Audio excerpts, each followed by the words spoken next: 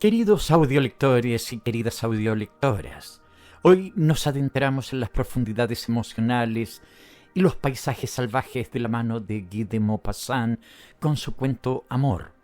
Este relato, extraído de las páginas de Un diario de un cazador, nos invita a reflexionar sobre la pasión y el dolor inherentes al amor verdadero, a través de la experiencia de un cazador solitario que, durante una fría mañana de caza, se encuentra con una escena que cambiará su percepción del amor para siempre. En Amor, Maupassant teje una historia que no solo captura la belleza cruda de la naturaleza, sino también la complejidad de las emociones humanas. Acompáñame mientras descubrimos cómo un simple acto de caza se convierte en un momento de profunda introspección para nuestro protagonista, quien se ve confrontado por el dolor palpable de un pato que llora la pérdida de su pareja. Este evento desencadena recuerdos y reflexiones sobre la esencia misma del amor, ese impulso irracional y a menudo destructivo que nos empuja más allá de la razón. Prepárate para un viaje literario que explora no solo la relación entre el hombre y la naturaleza, sino también el impacto emocional que un instante de conexión verdadera puede tener en el corazón humano. Maupassant, con su característico dominio del detalle y su aguda percepción psicológica, nos guía a través de un paisaje tanto físico como emocional, donde cada elemento resuena con significados profundos. Así que, sin más preámbulos, te invito a sumergirte en esta poderosa narración. Ajusta tus auriculares, encuentra un lugar cómodo y prepárate para experimentar Amor, un cuento que no solo entretiene, sino que también invita a la reflexión sobre la naturaleza del amor y el sacrificio. Comencemos. Amor, de Guy de Maupassant. Páginas del diario de un cazador. En la crónica de sucesos de un periódico acabo de leer un drama pasional. Uno que la ha matado y se ha matado después, es decir, uno que amaba. ¿Qué importan él y ella? Solo su amor me importa, y no porque me enternezca, ni porque me asombre, ni porque me conmueva, ni me haga soñar, sino porque evoca en mí un recuerdo de la mocedad, recuerdo extraño de una cacería en que se me apareció el amor, como se aparecían a los primeros cristianos cruces misteriosas en la serenidad de los cielos. Nací con todos los instintos y las emociones del hombre primitivo, muy poco atenuados por las sensaciones y los razonamientos de la civilización. Amo la caza con pasión y la bestia ensangrentada con sangre en su plumaje, ensangrentándome las manos, me hace desfallecer de gusto. Aquel año, al fin del otoño, se presentó impetuosamente el frío y mi primo Karl de Ranjul me invitó a cazar con él a la alborada. Había patos magníficos en los pantanos de su posesión.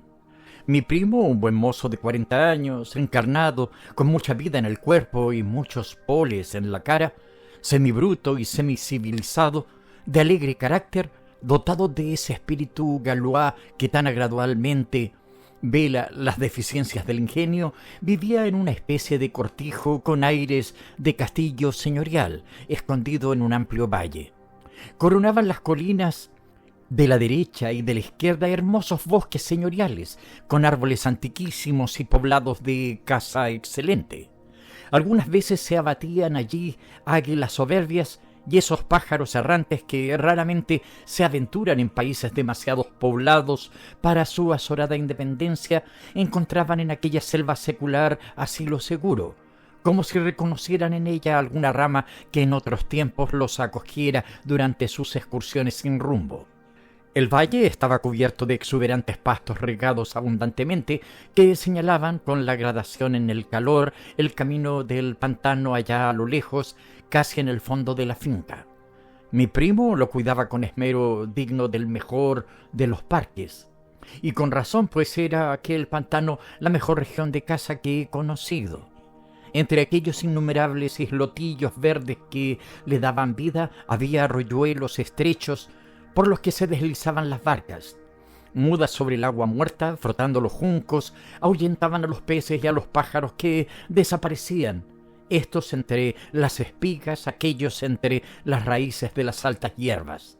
Soy admirador apasionado del agua, el mar demasiado grande, demasiado vivo, de imposible posesión, los ríos que pasan, que huyen, que se van, y sobre todo los pantanos en que bulle la vida indescifrable de los animales acuáticos.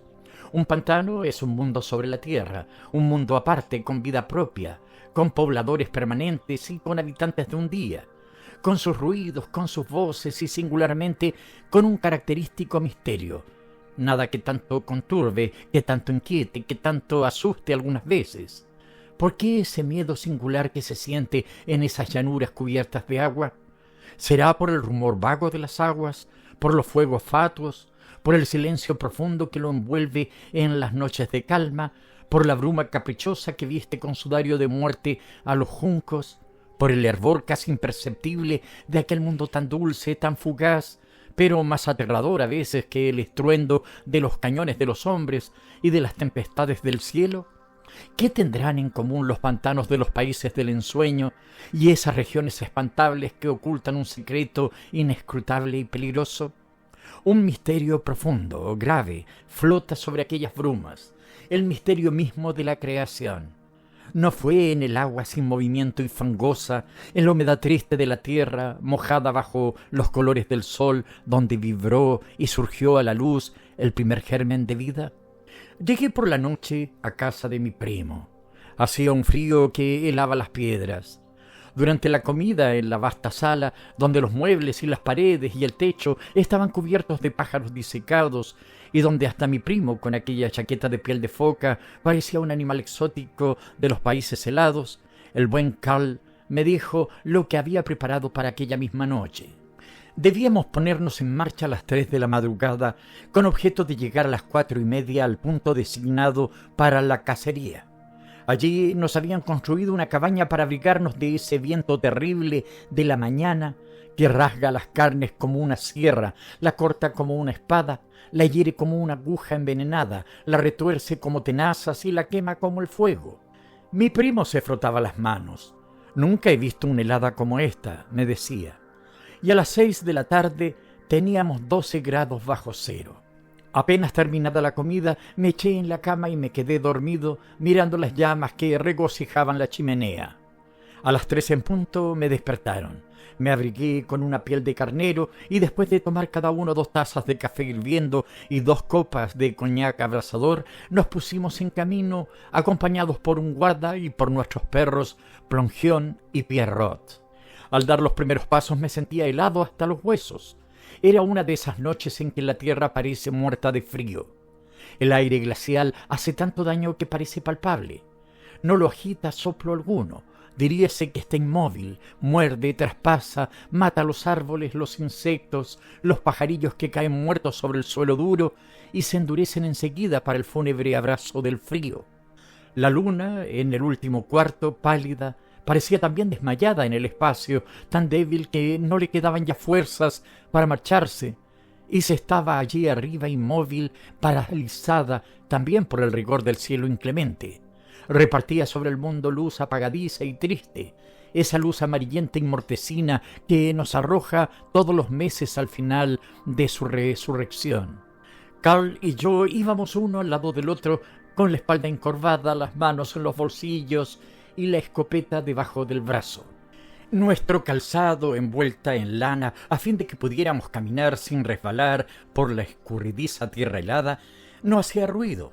Yo iba contemplando el humo blancuzco que producía el aliento de nuestros perros. Pronto estuvimos a la orilla del pantano y nos internamos por una de las avenidas de juncos que la rodean. Nuestros codos, al rozar con las largas hojas del junco, iban dejando en pos de nosotros un ruidillo misterioso que contribuyó a que me sintiese poseído como nunca por la singular y poderosa emoción que hace siempre nacer en mí la proximidad de un pantano. Aquel en el cual nos encontrábamos estaba muerto de frío. De pronto, al revolver una de las calles de juncos, apareció a mi vista la choza de hielo que habían levantado para ponernos al abrigo de la intemperie. Entré en ella y como todavía faltaba más de 1 hora para que se despertaran las aves errantes, que íbamos a perseguir, me envolví en mi manta y traté de entrar un poco en calor.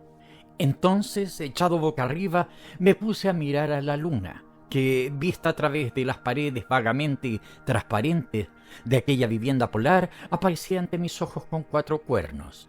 Pero el frío del helado pantano, el frío de aquellas paredes, el frío que caía del firmamento, se metió hasta mis huesos de una manera tan terrible que me puse a toser. Mi primo Carl, alarmado por aquella tos, me dijo lleno de inquietud: «Aunque no matemos mucho hoy, no quiero que te resfríes. Vamos a encender lumbre». Y dio orden al guardia para que cortara algunos juncos.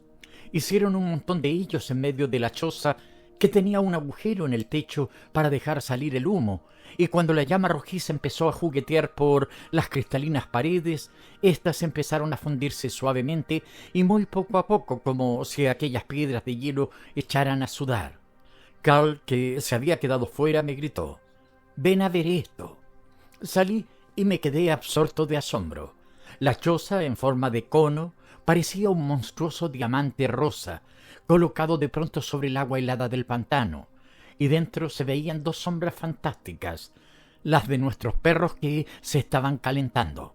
Un graznido extraño, graznido errante, perdido, se oyó allá en lo alto por encima de nuestras cabezas. El reflejo de nuestra hoguera despertaba a las aves salvajes. No hay nada que me conmueva tanto como ese primer grito de vida que no se ve y que corre por el aire sombrío, rápido, lejano, antes de que se aparezca en el horizonte la primera claridad de los días de invierno.